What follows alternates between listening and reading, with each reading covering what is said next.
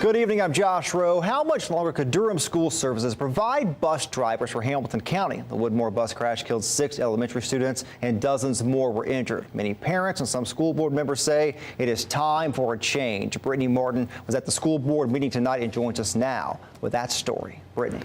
Josh, while many school board members don't want to renew the contract with Durham, they may have to. But tonight we learned Durham has made some big changes since November. Since this terrible tragedy last month, the bus company that hires drivers has made some major changes.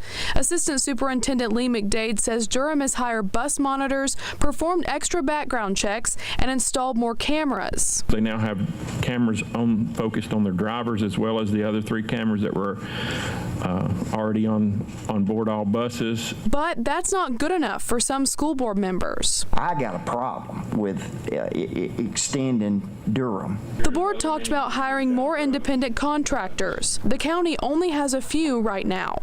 Those contractors own and drive their own buses. Joe Wingett says many Durham drivers aren't invested in the children or safety. They don't care if they run that bus through a ditch. It's not their bus.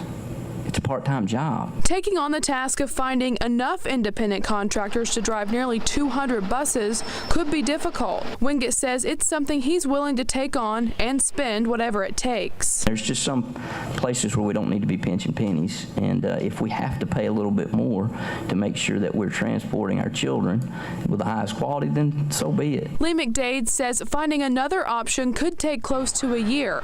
With Durham's contract up in June, he says they're out of time. Rhonda Thurman suggests they renew the contract in the meantime. I think the best way to kind of phase it in, that's why we need a year or so to look at this, because it's a very complicated process. Rhonda Thurman says in the past, independent contractors couldn't own more than 5 buses. She also mentioned Hamilton County used the contractor system before the county and city schools merged in the 90s. Josh. Brittany, thank you. We want to know what you think about Durham's contract with Hamilton County Schools. Should they renew the contract for another year? We asked that on Facebook. Susan Watson Phillips says if the school board goes with Durham for another year, it would be obvious that they don't care about the safety of the children. But Lara Cooper says it's the bus driver's fault, not the company. She says, though, the company needs to monitor their drivers better and put the safety of students first. Voice your opinion on our Facebook page.